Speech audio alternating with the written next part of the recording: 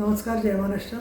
आज भोरमधली घटना काल रात्री उशिरासमोर निदर्शनास आलेली आहे. एका चिमुकलीवरती बलात्कार करून तिची ठेचून हत्या करण्यात आलेली आहे.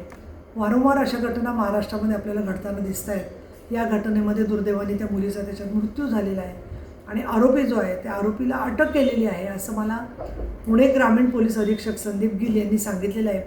लवकरात लवकर चार्जशीट दाखल होऊन या केसमध्ये कठोरातली कठोर शिक्षा होण्याच्या दृष्टिकोनातून पावलं उचलली गेली पाहिजेत.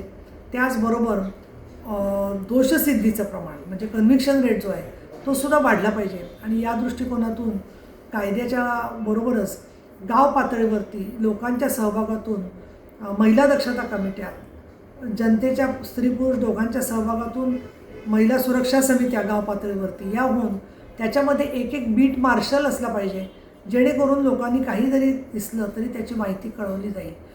पोलिसांच्या बरोबरच अशा प्रकारची मानसिकता असणारे जे आरोपी आहेत त्यांच्याबद्दलचं हॅबिच्युअल ऑफेंडर लिस्ट म्हणजे वारंवार असे गुन्हे करणारे, एक सवय ज्यांना पडलेली आहे विकृतीची, असे जे लोक आहेत ते की जे चोरून लपून समाजात राहतात आणि एखादी मुलगी जवळ जरा दिसली आसपास, मग ती बागेत दिसो किंवा ट्रेनमध्ये भेटो किंवा एसटीत भेटो तिची छेडछाड करत असतात.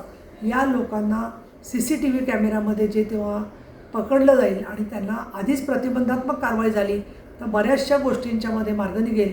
म्हणून महाराष्ट्रामध्ये आम्ही एक उपसभापती कार्यालयातून विधान परिषदेचे आमदार म्हणून, शिवसेनेचे नेता म्हणून सेफ्टी ऑडिट असा आम्ही एक कार्यक्रम हाती घेतलेला आहे आणि त्याच्यामध्ये सर्व एसटींमध्ये, बसेसमध्ये, महाराष्ट्रातल्या सर्व बससेवांच्यामध्ये CCTV असावेत या दृष्टिकोनातून मी पाठपुरावा करते.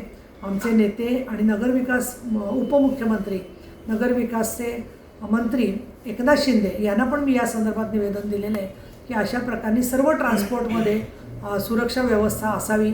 तसंच रेल्वे स्टेशन्स, प्रवासाचे जे जे थांबे आहेत त्या ठिकाणीसुद्धा महिलांच्या सुरक्षिततेसाठी सरकारची नजर महिलांच्या बाजूने असलेली याची देखरेख असली पाहिजे. आणि या घटनेमध्ये लोकांनी जे आंदोलन चालवलेलं आहे त्यांच्या भावना योग्य आहेत. पीडित परिवाराच्या पाठीमागे आपण सगळेजण आहोत, पण कुठेही कायदा न घेता हातामध्ये शांततामय मार्गाने हे आंदोलन चालावं असं माझं सगळ्यांना आव्हान आहे.